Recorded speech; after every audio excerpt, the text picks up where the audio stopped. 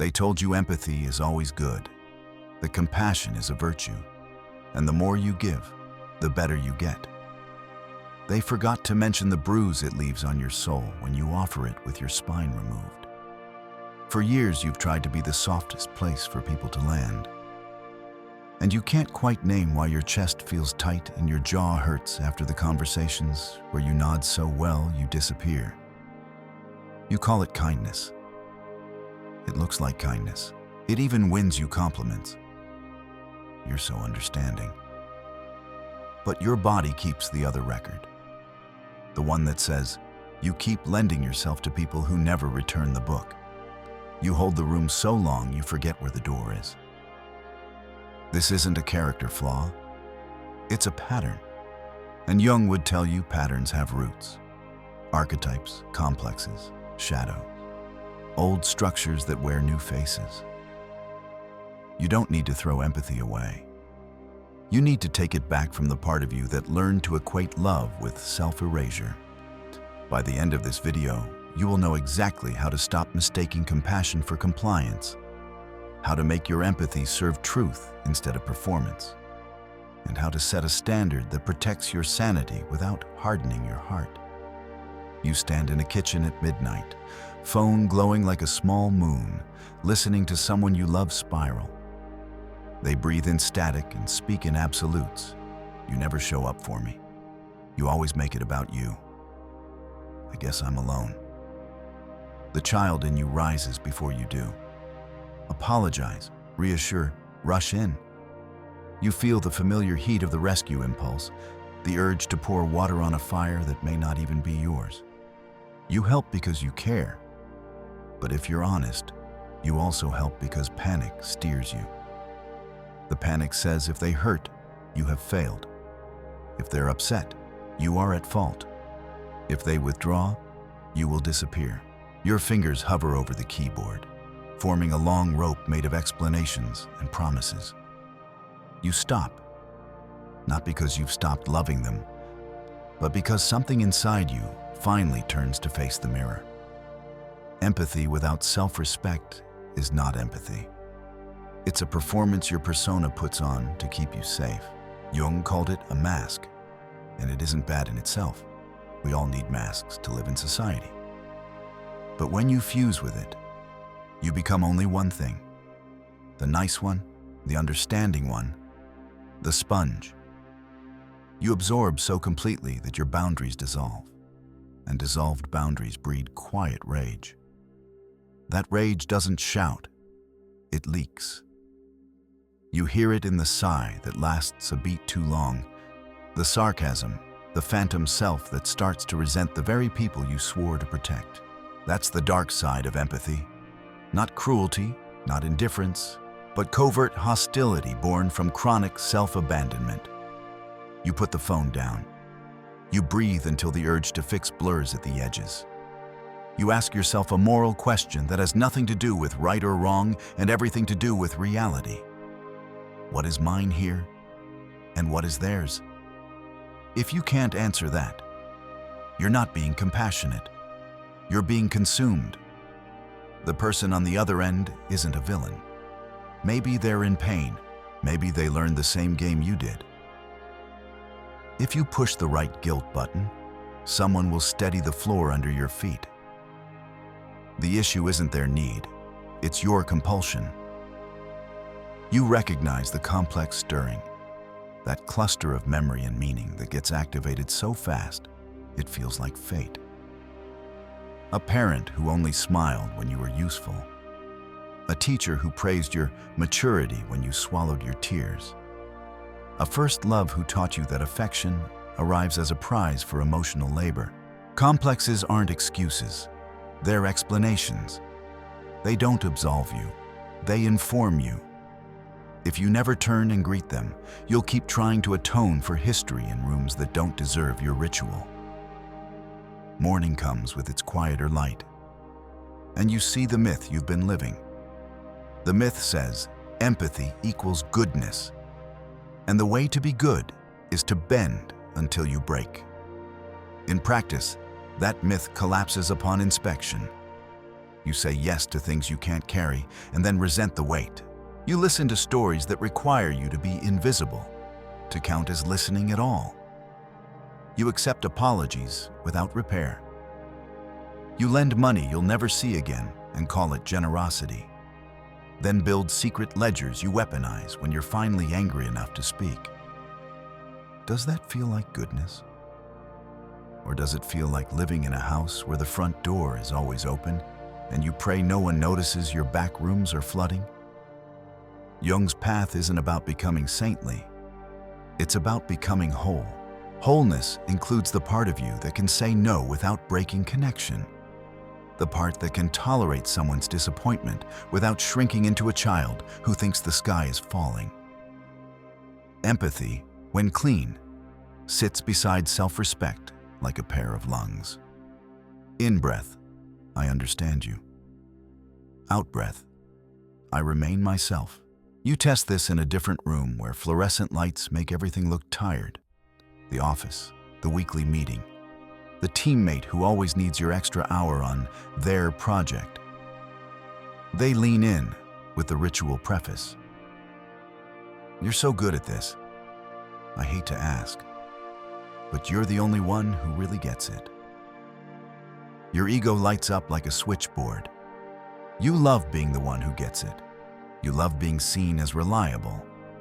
That's the other mask. The good colleague, the indispensable support beam. That identity isn't evil. It probably helped you survive. But it's sticky. It glues you to situations in which your time becomes collateral for someone else's disorganization. Empathy misapplied becomes a subtle form of control. You control the other person's feelings by over-offering, and they control your schedule by under-owning. So you try a small experiment. You keep your voice steady and your face friendly. I can help for 30 minutes to clarify the plan, and then I need to return to my priorities. If it needs more than that, it belongs in the timeline. The air changes. You didn't attack. You didn't justify. You placed a frame around your care. That's not cold. That's clean. The first time you do this, your body will protest. It will tell you you're selfish. It will whisper that the tribe will exile you for refusing the role you're so good at. But the role is not your life. It's a posture, and postures are supposed to shift. Watch what happens. Either the other person adjusts to your boundary and respects it, or they bristle and hint at punishment, distance, disdain, gossip. That reaction is information, not a verdict. And your capacity to hold that information without bending is the beginning of a new kind of compassion. The kind that doesn't lie. Night falls again, and with it, a memory you rarely speak aloud. You were the child who scanned the room, who felt people before they spoke, who knew when a parent was about to erupt and how to preempt it with a well-placed compliment or an extra chore done before anyone asked. That hyper-empathy kept you safe. You don't need to hate it. You need to update it. The skill stays, the servitude goes.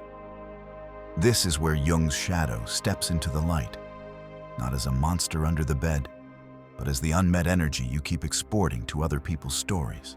If you won't own your anger, you'll attract people who make you their container. If you won't own your desire to be central, you'll seek that centrality by being indispensable at the cost of your own development. Goodness without integration curdles into martyrdom, and martyrdom demands an audience. Listen to how you tell your stories. Do you emphasize how much you gave? Do you rehearse the list of sacrifices, the nights you stayed up, the miles you drove, the texts you answered at 2 a.m.? None of that is shameful. The question is, did you choose it? Or did a complex choose it for you?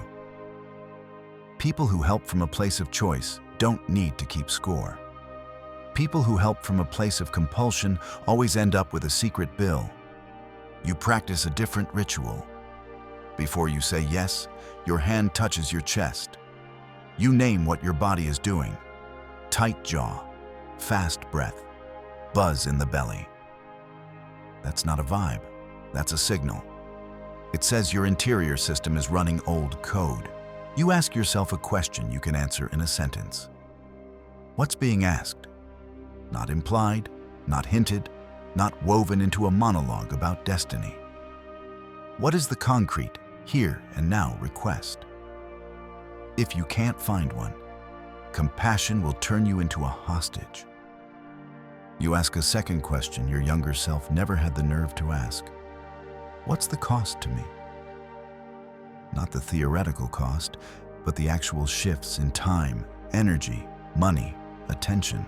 If you can't name the cost, you're about to spend a currency you don't track and resent the person for cashing it.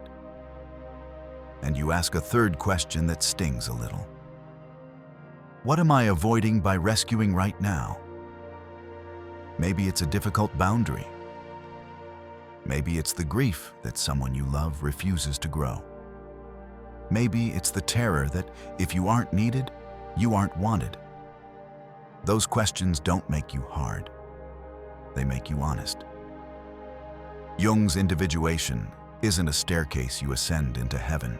It's the courage to look at the split pieces of yourself and stitch them together in daylight. A message lights up your screen with a sentence you know too well. If you really cared, I wouldn't have to tell you. That line is a cultural heirloom. It romanticizes mind reading and punishes clarity.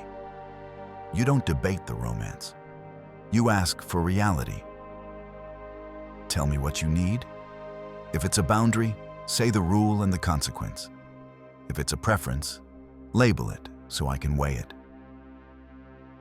This is where people accuse you of being clinical, and sometimes they're right. But clinical isn't cold when the alternative is drowning both of you in a sea of unspoken expectations. The minute you separate rule from desire, something unclenches in the dynamic. If the other person says, I need you to text me good morning every day, or else I'll assume you don't love me, you're no longer negotiating metaphysics. You're negotiating a behavior. You can say yes or no. You can propose a different rhythm. And if they don't want negotiation, if they want control, you'll find out without calling yourself a monster for declining the leash. The empathy you offer here is muscular. It sees the fear beneath the demand. It also sees the cost of complying with fear's script. Compassion that keeps you both small isn't compassion. It's collusion. You visit your own therapy in your mind, that chair you sat in when the first cracks showed. The therapist asked a question that split you in two. Do you want to be needed, or do you want to be known? Needed is intoxicating. You get to be the sun in someone else's sky. Known is terrifying. You have to be honest enough to risk misfit. You start to notice how often your empathy tries to purchase love by removing your edges. Every time you flatten yourself, you teach the other person to love the mask. The mask may be beautiful. It will also suffocate you. Jung would say the task is to bring that mask into relation with yourself, capital S, the center that can hold paradox, the self that can be tender and fierce, accommodating and immovable, receptive and discerning. You stop asking empathy to do the job of courage. Courage is what lets you say, I hear your pain. I won't betray my standard to quiet it. Courage is what lets you sit in the burn of someone's disappointment and not run to put it out with your body. Courage is what frees empathy from being a bribery scheme. At dinner with family, the old scripts arrive like holiday music. A relative makes a joke at your expense, lighthearted, of course, designed to keep you in the role everyone understands. The empathic part of you wants to keep the peace by making peace with your own disrespect. You feel the urge to smooth. You don't indulge it. You take a sip of water and set your glass down carefully. I like being spoken about with respect. If that's hard tonight, I'll catch you all next time. Silence is a corridor, and you walk down it. Someone tries to follow you with a broom. Oh, come on, we're just teasing. That's the moment where your empathy usually folds, where you imagine the whole table becoming unhappy because you refuse to be entertainment. You're not punishing anyone. You're educating them on how you exist.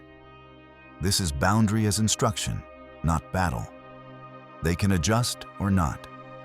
You'll be fine either way. You know because you've rehearsed this alone in your apartment, practicing the sentences that sound arrogant only to the part of you that was trained to see self-respect as a sin. You realize empathy has an economy. In clean economies, people pay with the coin of their own responsibility. In dirty ones, they pay with yours. Think of all the times you felt compelled to offer empathy because the other person weaponized their fragility. Tears that appear only when they're cornered by facts. Apologies that arrive wrapped in explanations that make their offense your fault. Silent treatments meant to lure you into deeper pursuit. Empathy misused here becomes a hostage negotiation, and the hostage is your time. You switch currencies. You move the conversation to observable reality. Here is what happened. Here is what I will do. Here is what I won't. You don't psychoanalyze them in the moment. You don't demand that they psychoanalyze themselves. You anchor in behavior. Jung warned against inflation, the ego puffing itself up with roles and righteousness. The inflation here is subtle. The belief that your empathy can fix what only their integrity can fix. You are not their God. You are not their mother. You are not their probation officer. You are a person with a standard, and standards are not mean. They are the architecture within which love can survive without rotting. There's a second economy running inside you. Your energy. You track your empathy the way a runner tracks miles. Who gets distance from you? Who gets a walk around the block? Who gets a wave from the porch? Not because you're calculating, but because you've lived what happens when you let everyone drain the same well. Compassion fatigue isn't usually compassion fatigue. It's over-responsibility fatigue. You reverse the flow. You give as much as you can recover.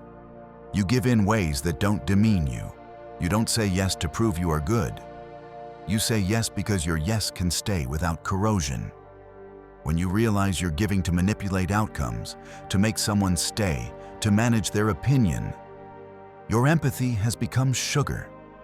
It tastes sweet and destroys the teeth of the relationship.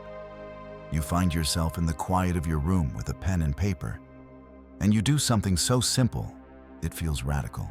You write a sentence to the person you've been trying to save since childhood. The scared one inside you who learned to see storms coming and thought love meant being the umbrella. You tell them, I won't trade your dignity for anyone's comfort again. Then you get practical. When someone cries, I will offer presence, not promises I can't keep. When someone rages, I will not explain myself into safety.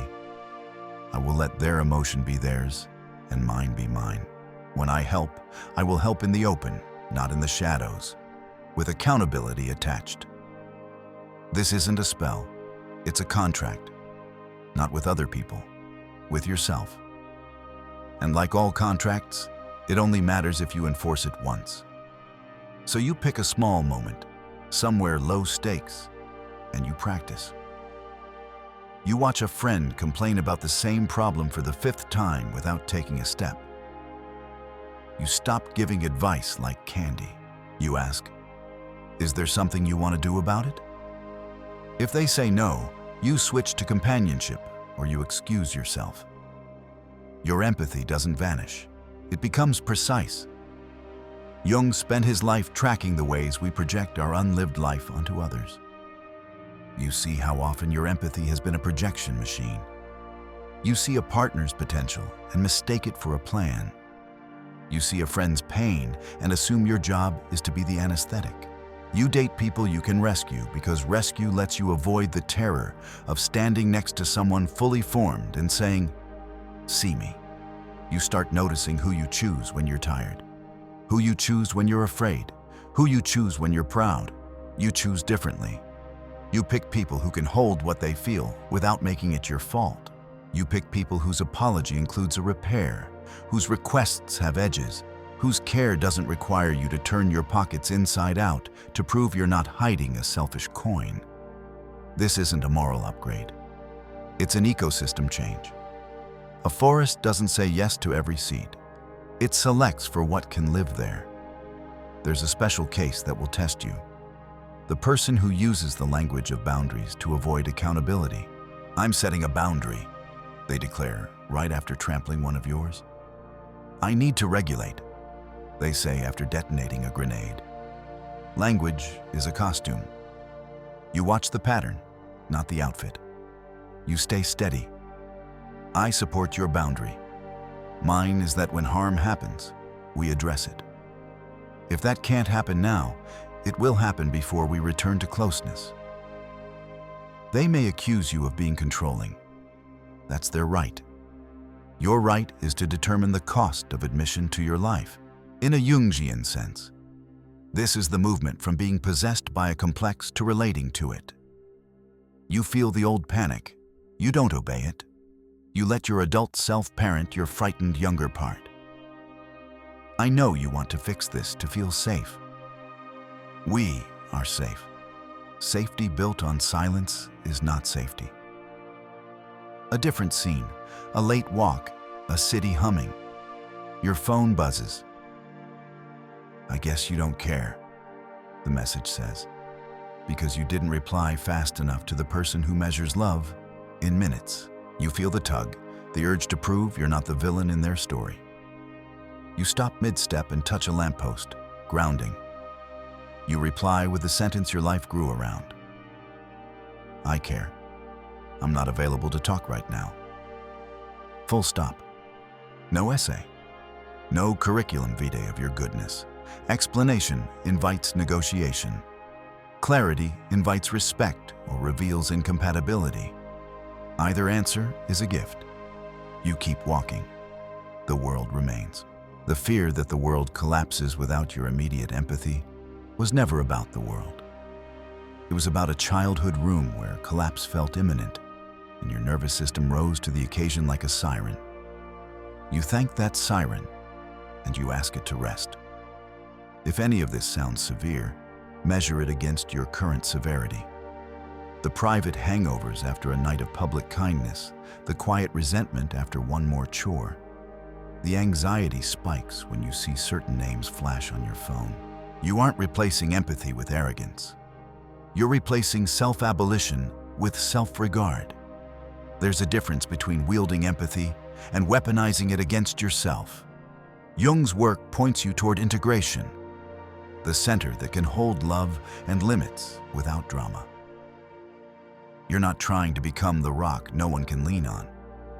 You're becoming a tree that doesn't uproot itself every time someone needs shade. People can lean. You won't fall.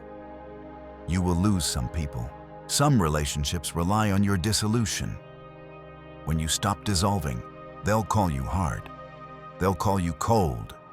They will ask where the old you went, the one who made their life easier by making your own smaller.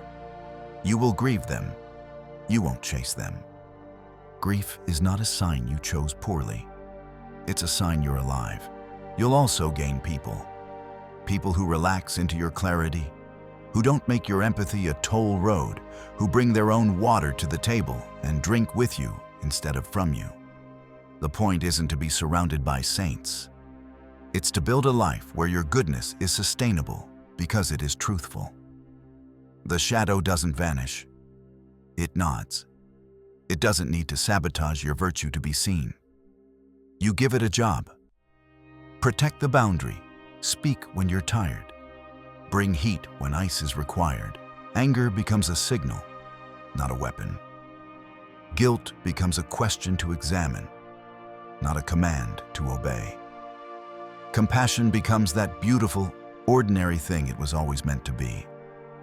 Contact with another person's reality that doesn't overwrite your own.